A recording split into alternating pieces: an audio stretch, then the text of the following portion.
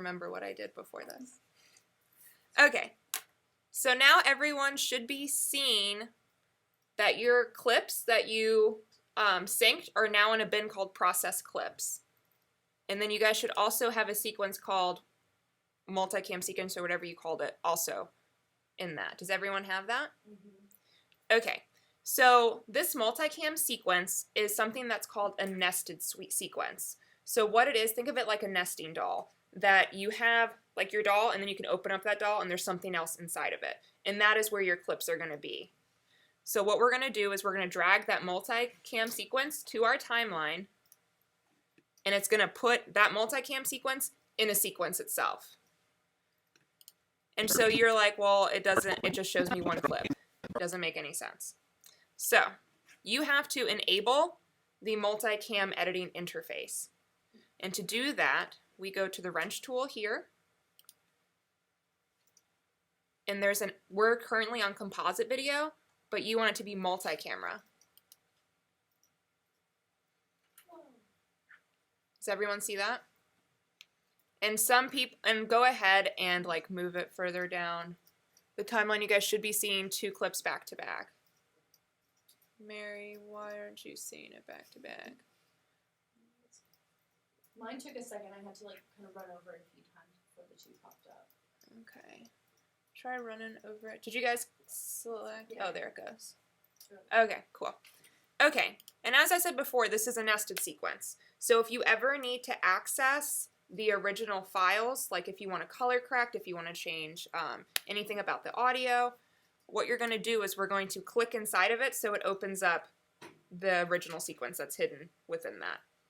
So if you can command double click on the sequence itself, command double click on the sequence, it's going to open it up to the sequence that's inside of it, which is your 2 clips here, which is what it would look like if you guys were editing it just without the multicam editor. Isn't that how you guys edited before? You would have one clip over the other, potentially. That's what this is. And from here, whatever you do in here, it's going to affect the multicam sequence. So if you, let's say you toggle and you are closing, you don't want to see this camera, when you go back to the nested, you're not going to see it in here because it's hidden in this sequence in here. What did you just do, the toggle thing? What was it? This is if you want to turn the camera on and off. Same with mute. If let's say you mute both of your tracks in here, you're not going to get any audio through here because it's affected within its original parent sequence. Does that make sense? And tell me if it doesn't. This is a safe space, guys. Does that make sense? So whatever you do in this sequence where you see all your clips, it's going to affect the nested sequence because these are the nested doll. This is your original doll, and then something's enclosed over top of it. So if I went through and cut out a bunch of video in when I was editing it, then if I dragged that sequence that's saved in the bin onto a new timeline, it would reflect those changes, right? Is that what you're saying? Yes. So are you saying if you edited something and you cut this original sequence up and you put the multicam sequence into a timeline, it would reflect those changes? Yeah. Yes. Okay. Any other questions? And it will make more sense once you play with it, I promise. So one thing that we're going to want to do while we're in this view is we want to pick the audio track that is appropriate for this video because I have a shotgun and 2 lavaliers mic'd. So let's go ahead and listen, and let's pick the track that we want. I'm looking there now. These cameras and I'm not And here. my hair's not in it. I'm not getting What we got to do is, instead of just talking about maps, which is one of the things that Someone will just have to tell me I'm not getting any audio. Why am I not getting any audio?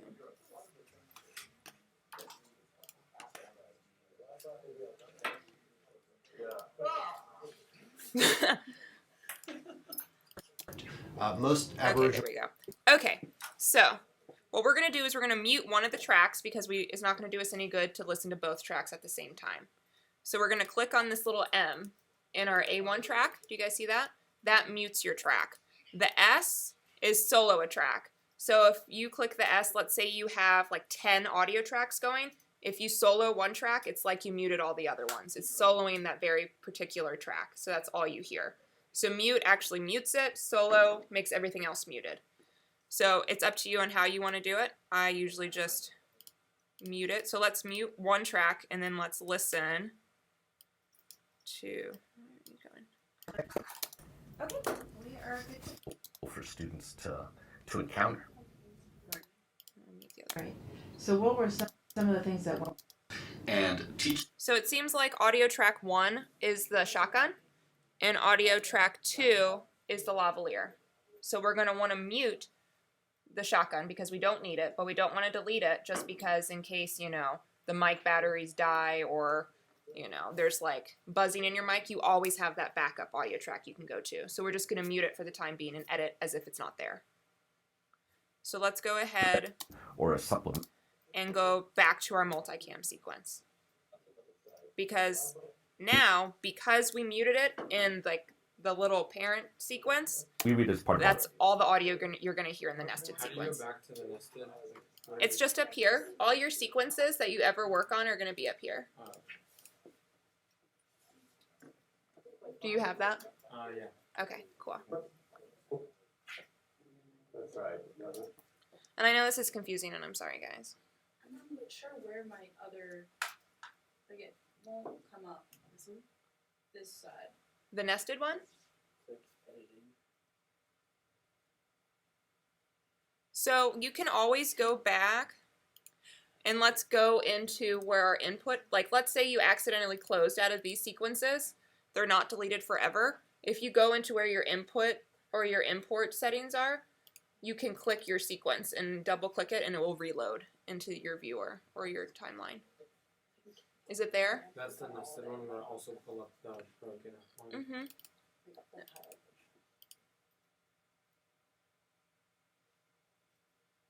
Can you find it? Okay, Mary, go into where your project is, like where you imported your footage, and double click and open up your camera, and then go to where your interview bin is. Is there, and then double click on the sequence. Hang on. Stand by, guys. Is anyone else having that problem? So I went to the bin, I went to interview, I don't know what I mean, 009.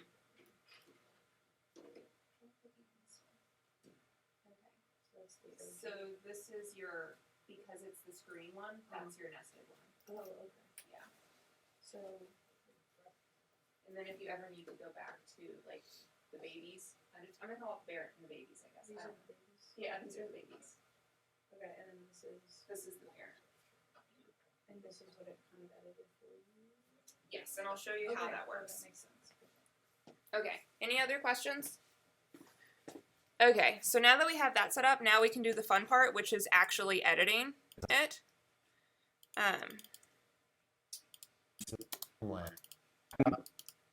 Of course, he doesn't like me. Stand by.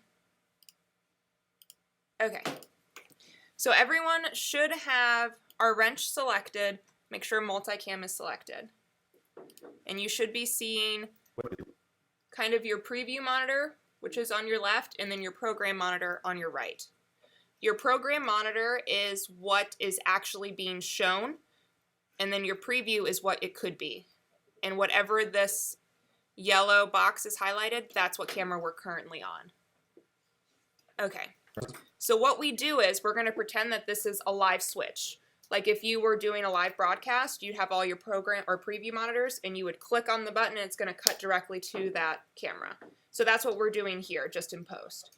So when you hit play, That's right. The last laugh will be on her. It's not pushing her. you're going to see Yeah. that we have this little yellow box here, we are good to go. and that's what camera we're on. So currently right now, Where are they? I'm not on a camera at all. So I want to click here, and now it's saying it's red, which means it's recording all the edits that I'm making. These cameras and I'm not here. So let me go to a spot where, Original art from Australia. It's is just inherently recording. It's spatial. actually These are doing things. representations. because like if I'm not recording, it's just going to keep it here, and it's toggling between the two. But when I hit play, Homelands and it their means like it's ancestral actually histories. making those cuts And for me. because we have the Kluge-Ruhe things are collection happening. here at the university, Does that make sense?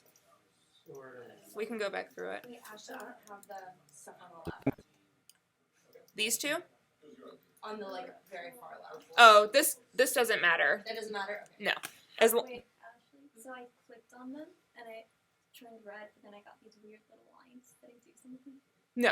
Okay. So everyone should be, Julie, you're not in the multi. Yeah, how do I get back there? Click on, in your import folder, click on the other sequence. Click on the other, like that one. Yeah, double click on that one. There you go. Okay. So everyone kind of scrub. Let's just do somewhere in the middle, just to make life easier, because I didn't have both cameras on at this. Okay, so when we hit play, You know, have more than a fleeting interaction. and we're just going to about toggle our research between, interests. We got to apply them. we're just in going to toggle designing between course. different cameras. And what we got So to you do guys is should be instead of seeing just talking red, about maps, but when which you're is one of looking the down at things your that timeline, you're Max not going and to I see any of study, those cuts is yet. we got to go out into the larger field of space play. and spatiality and teach a lot of Everyone the should things be that we playing, read and then that we click read as part of on our your background cameras reading up at the top or here a while supplementary it's reading playing. to our research, the kind of big picture stuff that we Okay. thought was going to be really valuable for students. Okay, to, we'll take to it from the encounter. top. Oh, now I got it. So what were some of the things? So go ahead and hit play, and this in will only designing work course. if it's playing. And what so we got everyone to do hit is play. instead of just talking about maps, which is one of the So things you guys that should be Max watching it and in I real study, time. is we got to go out into the then larger we click field on of one space camera. and spatiality and teach a lot of the things that we read And then that we we read click as on part of another our camera. background reading or a supplementary reading to then our we click on another research, camera. the kind of So big is that picture kinda like stuff if you're that we playing thought was back going to be here really valuable for students and to you're trying, like, to your encounter. subject's talking, and then So what were you some see of the that things you're that about to ask a wow. question, Mhm. you press on you asking the question, so it I think by far the most effective Yes. activity we did during So the it's course not going to was, display here spending a until lot- I hit stop. And now you can see that those cuts were made for me. To the larger So now when I field play, of you can space see and that it's doing those spatiality cuts. and teach a lot of the things that we read as part of our background reading or a supplementary reading to our research, the kind of big picture. Yes. Was everyone able to successfully get that to work?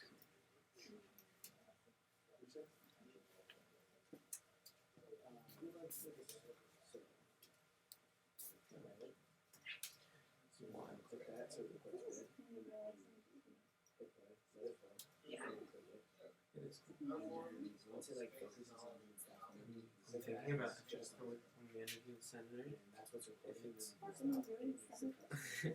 it makes more sense to take two cameras or one. Just That because means of do I delete it? space slash time. Yeah, I think it was in. We should bring it through just to That's why. But so it's just like. And it has to be playing for it to make To make the cuts, and if you so I like already made cuts the first time. If I go back over it, it'll get to like essentially what I do it. I'll go over that in a second too. Julie, you feeling good? Yeah, so how does, like, what if I, like, do something that I later want to change if I switch to him too late? I'll show you how to do that.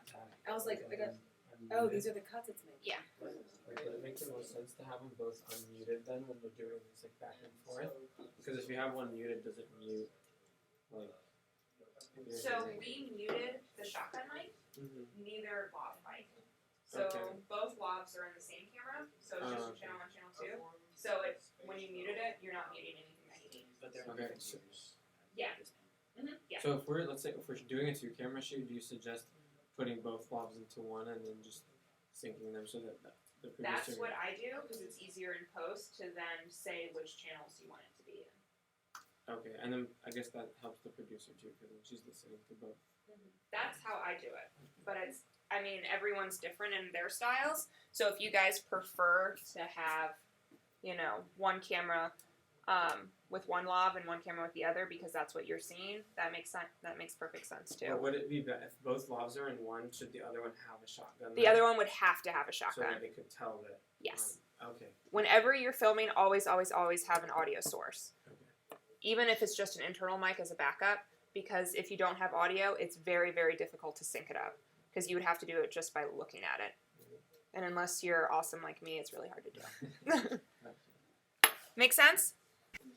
Okay, so questions that came up were, what if I cut too soon, or what if I didn't like that cut? Can I edit it later? So, as you can see here, we have our edits here, just like a regular timeline. So if you wanted to push it back, you could do that. and just extend it like this, just like it would be in a regular timeline. So you could go to the end of one clip, move it here, which is camera 2, and extend camera 1 here. Or something that I like to do is called a rolling edit, where let's say you're like, well, this camera, Chorus. let's actually edit Interaction it. about our research interests. We got to apply them in designing a chorus. Okay, let's say, well, he's Apply referencing them in the second designing- guy, and I want to actually see him. So let's say, well, I want to cut to this camera sooner, right here. So if you click on this tool, it's the third one from the bottom, and just like any Adobe program, if it has a little arrow, if you click and hold, it's going to open up more options. And you can see the rolling edit tool. Does everyone see that? I don't see that. It has It's the one above it. Same as Ripple edit? click and hold down Ripple. Click and hold it down, and then it will show you more tools, and click rolling edit. So rolling edit then. So rolling edit is when you see a cut right here, it will automatically move. You see how Yeah, keeps them like together. it keeps it together. So What's you the difference between that and the Ripple one? that's a great question. I've never used the Ripple. The rolling edit, I believe, keeps the audio tracks consistent, whereas Ripple just does the video, not the audio, I But in think. this case, it doesn't matter. In this case, it doesn't matter. So that way, if you know exactly, you can move your playhead to that particular part, and you can roll edit there. And it cuts out a step of you using your cursor tool to move this down to here and then extending this. Can you do that one more time? I'm sorry. Yeah. No need to apologize. Okay. So if this was a regular sequence, some people, if they want to extend camera 1, they would go here, move this camera down to here, and extend it to here. So the Ripple is just doing that in one step. So let's say you know you want camera 1 to start where this playhead is. We click the rolling tool.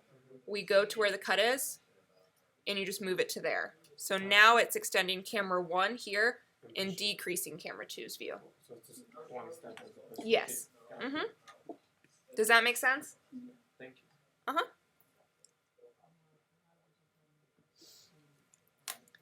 Anybody still confused on the benefits of multicam editing?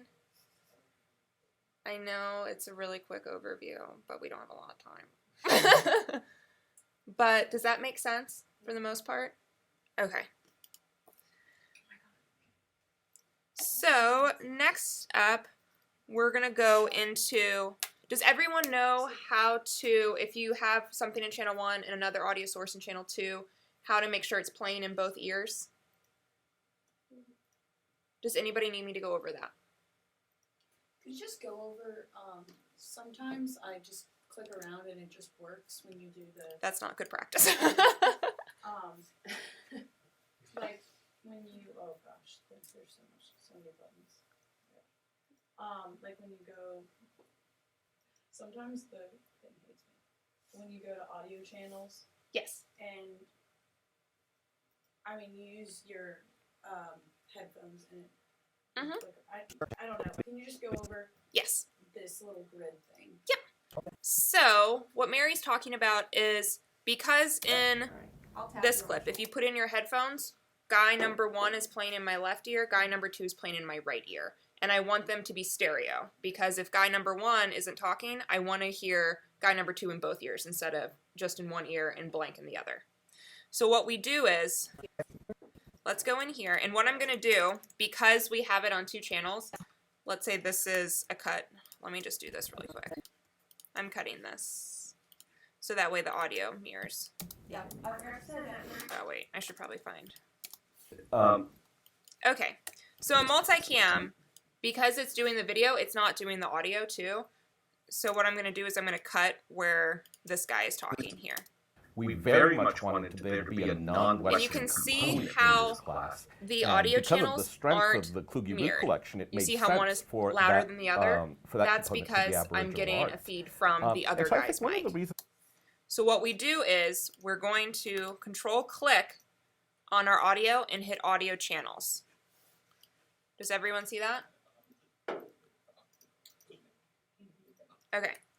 So it's asking you, it's saying you have clip 1, and we have all these different audio channels. We have our left ear, and we have our right ear. Left ear is your left ear, or input 1, and then right ear is right ear, or input 2. So what we're going to do is we want to find out which input I put his mic on. So we're going to make sure that both are checked on channel 1. We're going to say both the left and the right ear, I want to hear just channel 1, nothing else. That's right. The And last then laugh we're will be gonna on hit her play. as I'm pushing her in her wheelchair. Yeah. I'm going to have to find a spot where... We decided the strength of the Okay. So we're going to say both. Let's just do both channel 1 and left and right ear. Hit OK. So now this is just going to play me channel 1, and teach things that we had no expertise. which obviously this isn't We the very appropriate much channel want for him him. to be a non-Western. So what we want to do is we want to go back and say, actually, I want him to be just in channel 2, or this audio to be just in channel 2. So we right click and set channel 2 for both ears, and then hit OK. So now when we play it, Component in this class, and because of the we're strength going to hear it in both of the ears. Fugi-Roo And collection, down it here made you can see sense that the for audio channels are matched perfectly, for that component as to be opposed to Aboriginal before art. when one was lower than the other. And so I think one of the reasons that Does that make sense? The other way you can do it, can't you like drag an effect like fill left with right or fill right with left? You can if you But want this to. seems like it's a lot quicker, right? Yes. So if I haven't, I guess I'm trying to figure out like a situation where, like if I had an interview and I had my 2 separate lavs, Mm-hmm. like with the mics, and I was going from one, like from a shot of like me asking a question and I needed that audio. Mm-hmm. Is there a way to like specify? Because right now it's just like the whole Mm-hmm. audio track. Is there a way to specify like if I cut to, we had a 3rd shot of the interviewer in this to cut to just the audio of him or her asking a question? So you'll have to break up the audio down here based on the cuts that you made. Okay. And one thing that you can also do is copy, like let's say that you just want the audio here. If you select them, you unlink them, because when they're linked, that means that the audio and the video are together. And so if you unlink them, you can select just your audio and copy that and then paste it down here into your sequence. And then you can play with just like audio channels here, and then you can cut, and that might be easier for you to edit. Does that make sense? Yeah. And then that way you can have multiple audio channels, and you could edit it just like you would if you were editing regular, instead of multicam editing. That was an uncertain yeah. Yeah, I mean, well, it's also like I don't have a situation where I need to do it yet, so I guess I'm just nervous about. I just keep thinking about last year Madeline's interview where she like switched to mics or something, and she had to go back and like. But I guess this is supposed to fix that. What's up, Robbie? You can also just alter or duplicate the audio channel that has both lavs and both channels, and just have them on top of each other. Mm-hmm. Have one that's the all channel and have one that's off channel. So you just cut it as you go. Mm-hmm. So it's faster. And just having the right click every time. Does unlinking them in the baby setting, does that affect the nested setting? No, it's just gonna say, because like we didn't do anything, we just unlinked it. So technically, yes, it's affected the nested, but you're not gonna notice because all it did was just unlink it. But if I accidentally moved my audio because they're unlinked, when we play it in the nested, you're not gonna have audio that's synced up anymore. Why is the nested sequence, the edits that are made aren't reflected in the multicam sequence for me right now? Like it just looks like that, like it's like just the full clips. But then on my nested sequence, the green one, there's like all my cuts from the different video. It's because you're editing the multicam sequence. Okay. You're not editing this sequence here. This sequence is kind of just sitting there, and you're editing the thing that's on top of it. So it's just pulling these clips in to your nested sequence, and then you're just editing on top of it. So you're not ever messing with the babies. You're only messing with the parent. Oh, okay. Makes sense.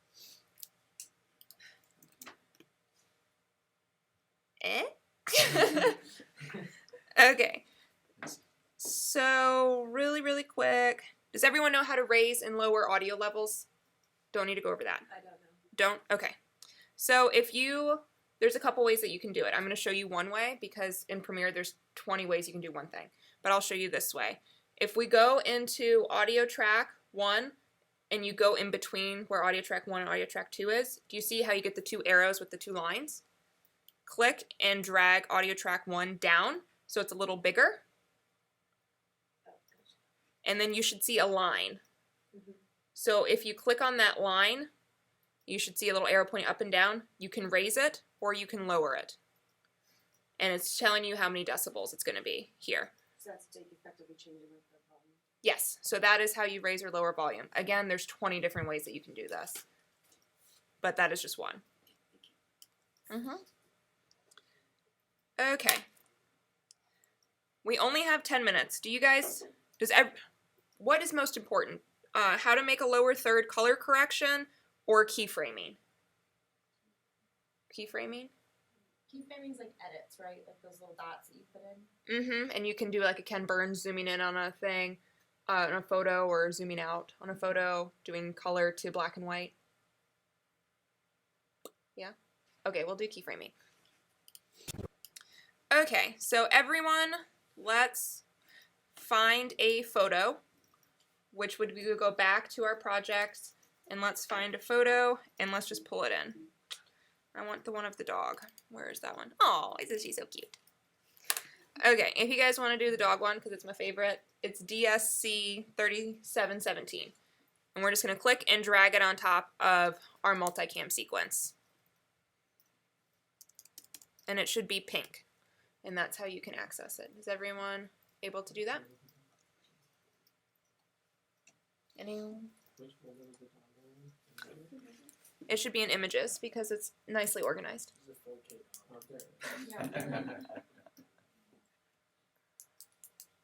Everyone able to drag a picture into our timeline?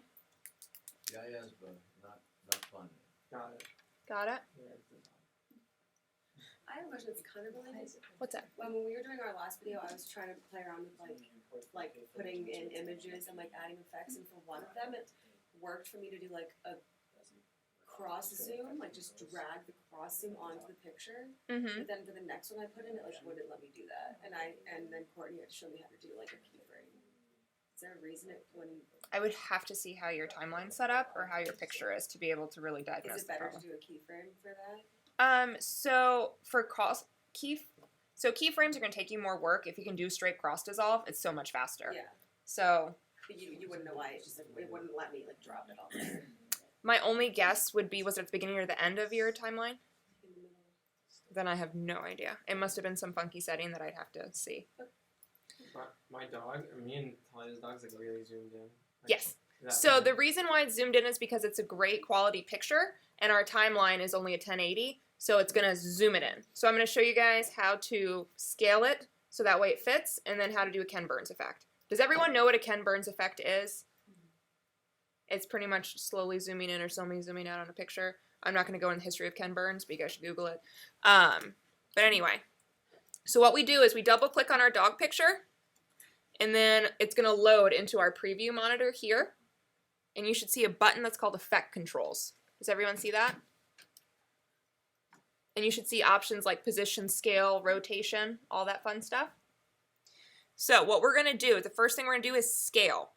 So when we are keyframing, you're going to see this stopwatch here. It's going to be on the left of all of our options. If it has a stopwatch, that means you can keyframe it. If it doesn't have a stopwatch, you can't keyframe it. So we're going to click on that stopwatch and it's going to highlight blue. So that means that keyframing is enabled. If it's not blue, then the keyframes are not going to work. So once we click on it, you'll see that we have, you won't be able to see it very well, but it's kind of a half of a diamond that's now kind of playing in this part of our timeline. And that means you have a keyframe there. Does everyone have that? Yes. Okay. So what we're going to do is we're going to click where the 100% is, because we don't need it to be 100% because the picture is too large. We're going to drop it down to 50%. So you just click in there and type 50 and hit enter. And now Bobo, you should be seeing all of Bobo. Is everyone doing that? Okay. So because we have it keyframed, we're saying at this exact moment in time, this particular frame, I want this picture to be at 50%. So now what we want to do is we want to say, well, I want it to be at 50% at this particular time, but I also want it to gradually get to 65% because I want to zoom in at this time. So we need to tell the computer, where do we want it to end? Do we want it to be at 75% 2 frames into my clip, 2 seconds into the clip, or 5 seconds in, or 5 minutes? So what we're going to do is, this is kind of another timeline that we have hidden up here. We're going to click this playhead, and we're going to zoom it all the way to the end. And you can see that whatever I do up here, it's also affecting my timeline down here. Do you guys see that? Everyone see that? Okay. So now we're scrubbed further down in there. Everyone feeling confident? Okay. And we're going to click on our scale again because we're going to affect the scale. And we're going to say, I want it to be 65% at that exact moment. The best. Did everyone do that? I don't see the image here anymore. I only see the sequence. So we probably click off. Let's double click back on here. So Bobo's loaded. And then go what she's saying here. to do is And then let's just go to here. here And then go ahead and add your keyframe. at the end. How do I like press? And then it should like. Everyone was able to do and that? then, sorry, and then right here, and then do like keyframe when you press. change. And then when you add the keyframe, you see the little diamond, Yes. right? And then you change throughout the scale.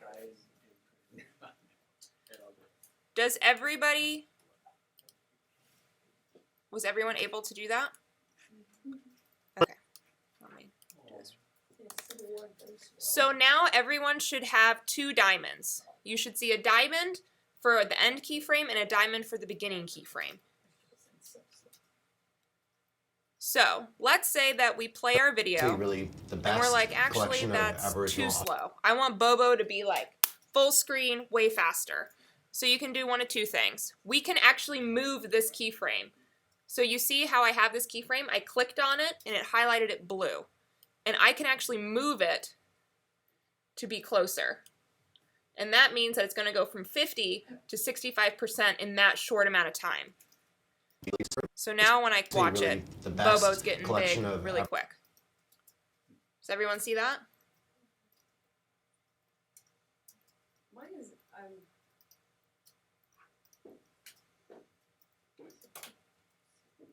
Do you need help, Julie? I don't know, I like had it and I did something wrong. So you start by putting one here and then review. Yes. So after I put that one, then I press. And then go ahead and pause. And then click your, and then go ahead and make it change the value to your scale. And then I can drag this one to the Yeah. end. You can drag it to the end or to the beginning to make it faster or slower. If you press on the diamond and then can you just adjust the scale for that specific? Yes. So what you want to do is if you want to change, let's say you want to go to 80% instead of 65, what we're going to do is we're going to use these little triangles that are pointing left and right, and that's going to take you to the previous keyframe or the next keyframe. So if you click here, and let's go, and then you see that the diamond is selected and our playhead is over top of the keyframe that we want to edit. If it's 1 frame off from the diamond, it's going to add a new keyframe. So it's best practice to use these arrows to go to the next keyframe, so that way it's on top, and then this little circle icon will also be blue, saying that you're currently on a keyframe. And then from there, you can adjust the levels there, and it fixes that keyframe to be that. Yes, Julie? What if I want to like zoom in on like just the dog's nose instead of like the center of the picture? So if you want to do, let's say you want, when you scale up, Bobo's going off to the right or to the left, you also need to adjust the position as we're scaling it.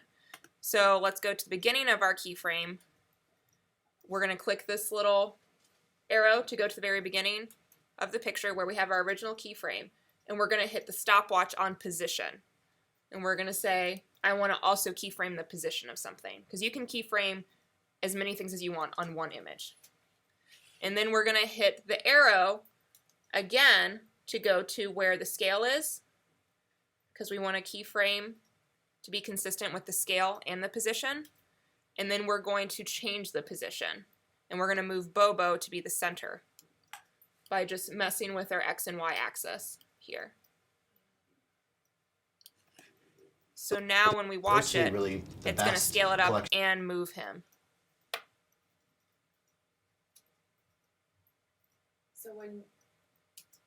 So like if you drag like what you want in the middle using the X and Y, that's where it'll zoom in. Mm-hmm.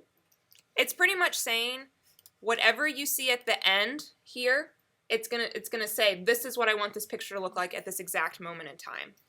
So whatever you adjust, however the picture looks when you're keyframing it, that's what it's gonna do. Does that make sense? Okay. Keyframing can be really confusing. Really. Who's confusion, speak up, because this is such a valuable technique when you're only stuck with still shots, or when you're calculating still shots. Everybody good? If I get a question about keyframing next week, I'm not going to answer it. Really quick, just because we ran out of time. I want to show you guys color. So quick color correction tutorial. Up at the top, you'll see assembly, editing, and color. If you click color, you're going to have all these options pop up here. Does everyone see that? Click color up at the top here. Okay, so once we are here, you guys should have options like temperature, tint, exposure. We have creative things here. Basic correction is probably the easiest one that you can do. It's at the very top here. So let's say you forgot to white balance, which you guys would never do because you guys are pros. But let's say that you forgot to white balance. You can select this little eyedropper tool here and find something white in your shot and click on that, and it's going to like white balance for that color in particular. It's not going to work as great in here because I did white balance, but that's what its purpose is for there. You can even make it warmer or cooler depending on what you want to do. You can change the tint here. And then you can change the exposure if something's too bright or it's blown out or not blown out enough, all that fun stuff. Something that I encourage you guys to look more into are your scopes, because even though scopes are kind of like a baseline to tell you kind of how the color should be. And if you go on your left, kind of where your effect controls are, you'll see, I don't even know how to pronounce it, Lumetri scopes. And you're going to have all these different options here. This is kind of your color one. I like to put my whites at 100, blacks at 0 here. And then these are your RGB colors, and you want them to be somewhat similar. And you can see as we move things that these are getting updated as well. Except it doesn't like me. Stand by.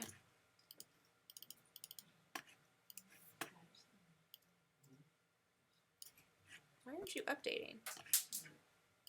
Oh, there we go.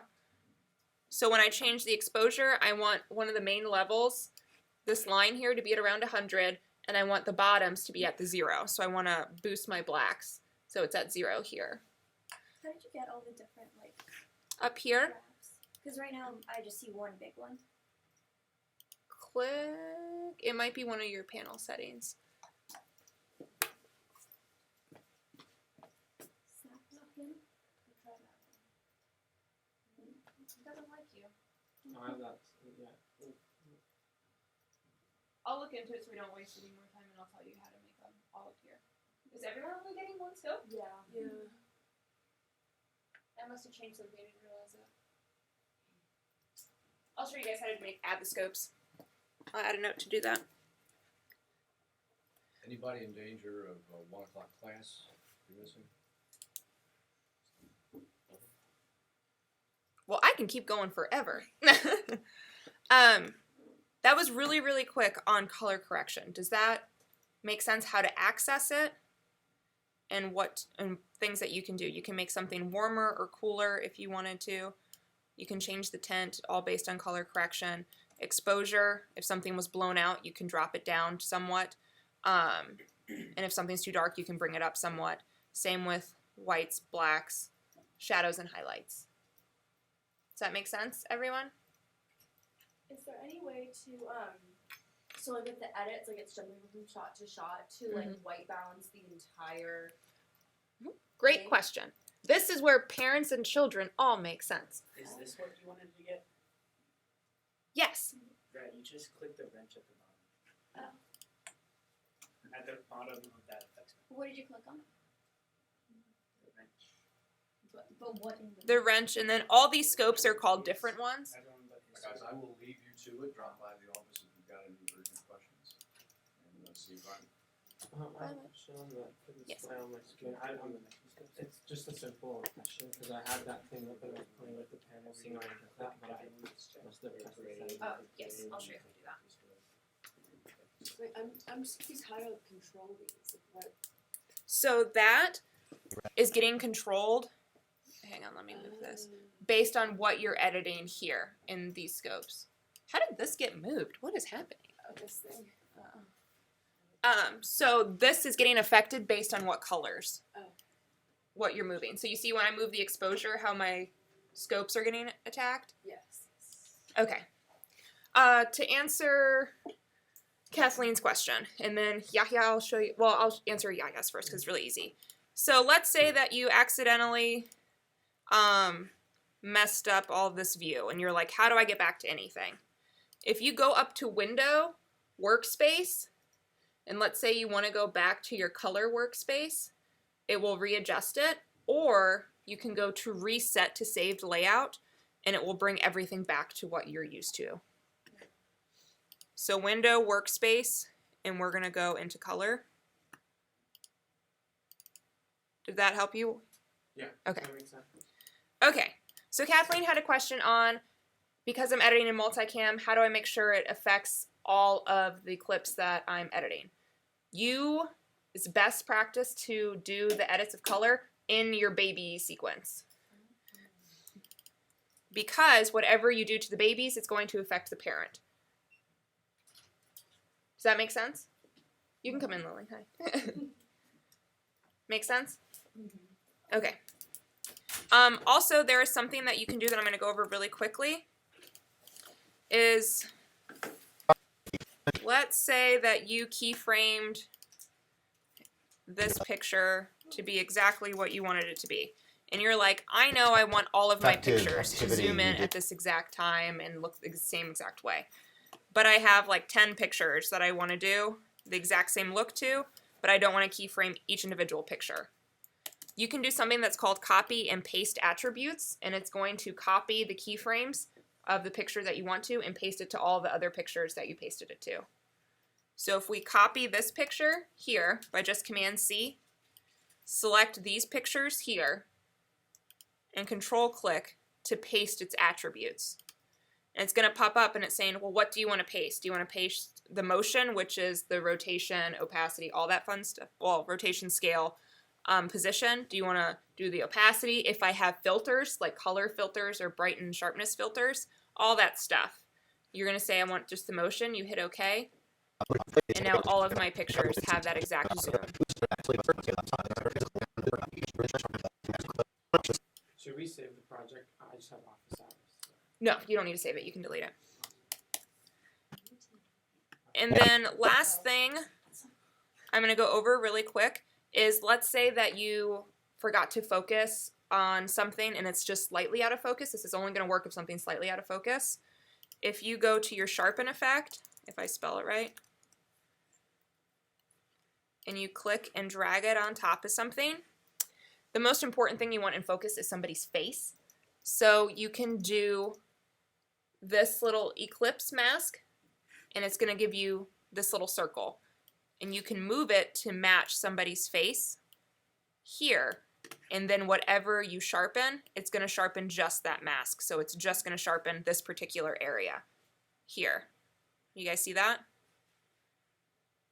Now you don't want to sharpen it all the way because it looks awful, but you can sharpen it a little bit to help it get in focus, so that way it's not as obvious that something's not in focus. Because it's very, very easy to find out when somebody's face isn't in focus. So you can apply the mask to somebody's face and apply a sharpen effect and sharpen it a little bit. Does that make sense? That was really, really helpful. I hope that was better than Ted's. Wait, where I'm did you sorry. find Where'd you find the mask keyframe option? Are you in the, did you drop the sharpen tool on top of your project? And then there should be under sharpen a circle, a square, and a pen. Do you see that? Go to effects down here. Hit your little arrows. And then type in your sharpen tool. Type in sharpen. And then you click and you drag that sharpen option onto your clip. And just click and drag it on. And so now, under effect controls, you should see all your options. And then you click the circle there.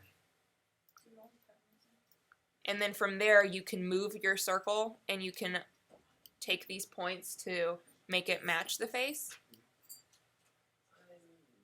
Do you need help? So, okay, this is sharpen. So, because you're on the okay, so double click on here to load it into this viewer. And then click on your effect controls. And then now click here. Try clicking this again. Which one?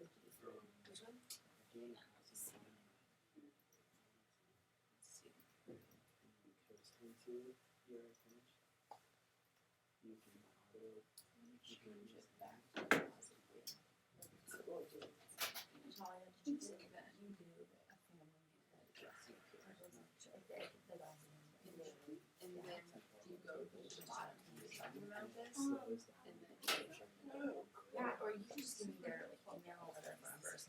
Thank you. I'll show you more stark. I'm showing you better. Nice keyframes. Just keyframe scale.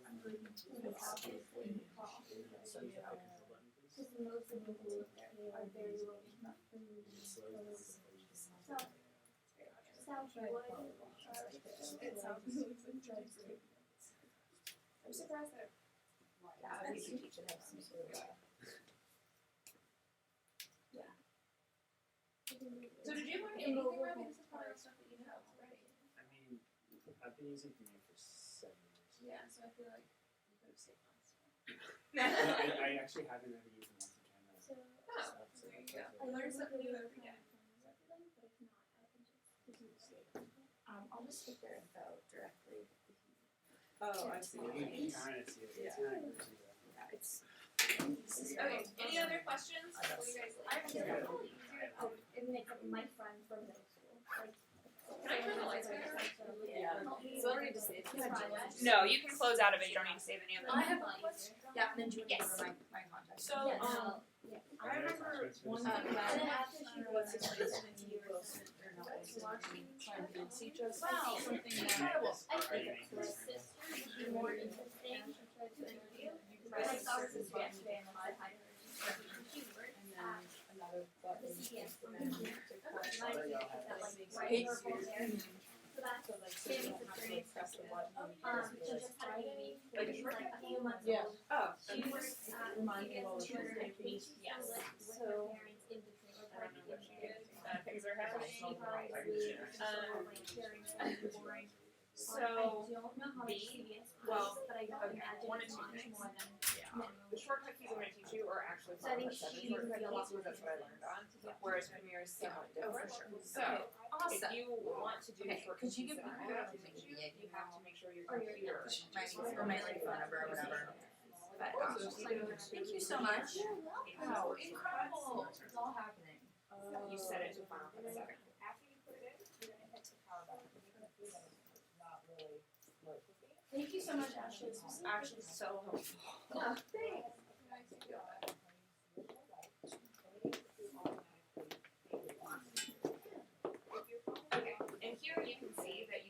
actually it tells you what all the shortcuts are. Cool. Here. The ones that I use the most are B for the blade tool. Command plus zooms into your timeline. Command minus zooms out. Space.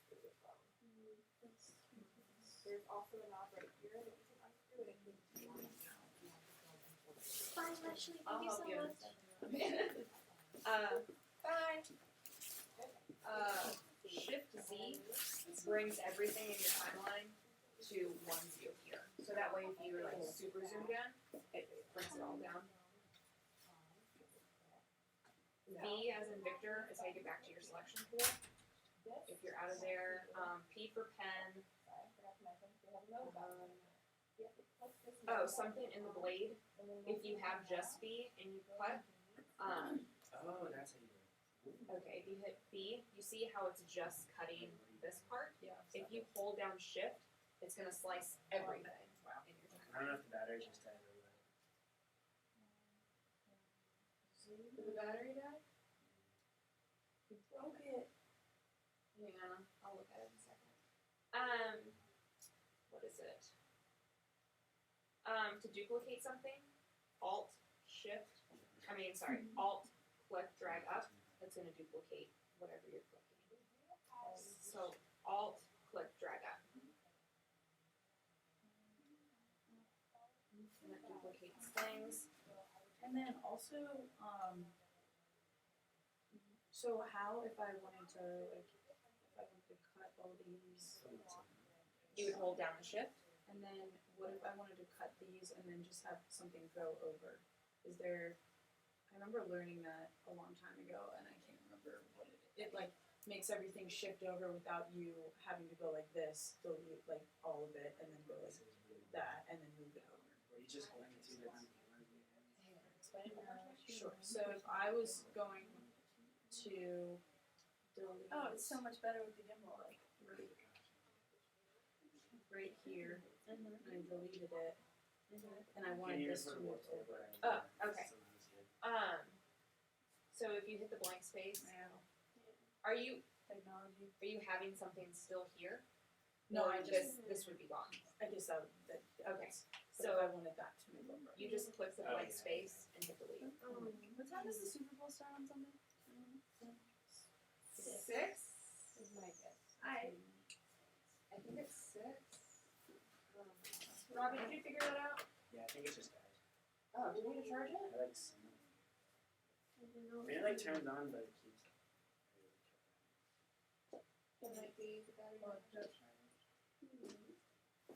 I think the battery's dead. Jackie? No, Lily, can you charge it? Whoever's working. Okay. Whoever wants to charge it. I love charging. Alright. It's really my goal. Any other questions? That's it for now. Thank you so much. I'm gonna talk to my supervisor about your question. Yeah. So- Also, I don't know about Robbie, but he was actually the one that showed me it, and also the class on Tuesdays from 2 to 4. So if it doesn't work out, it's not a big deal. I just I need to train myself too. Spend the whole hour charging it. On knowledge, but Yeah. Cool. But yeah, I have to figure out because I just need to fill those gaps. But if somebody that's experienced fills all the gaps, they would guess it over. Right. Yeah. Yeah.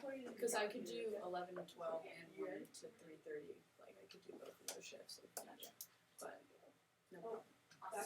I can do one to three. That is. But that's probably. Do you have two? Is that the only time? 12 to 4 or 12 to 2? On Tuesday, Thursday. Because I saw that and I was like, no. Because the class with you.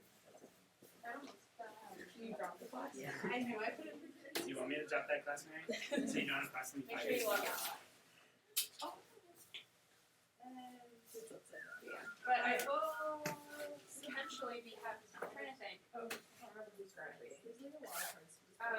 But quite frequently we'll post, and like when somebody graduates, I'll need more shifts filled. So then, How would you open this? yeah, I really didn't even think about asking why it's class first. Because that's way easier.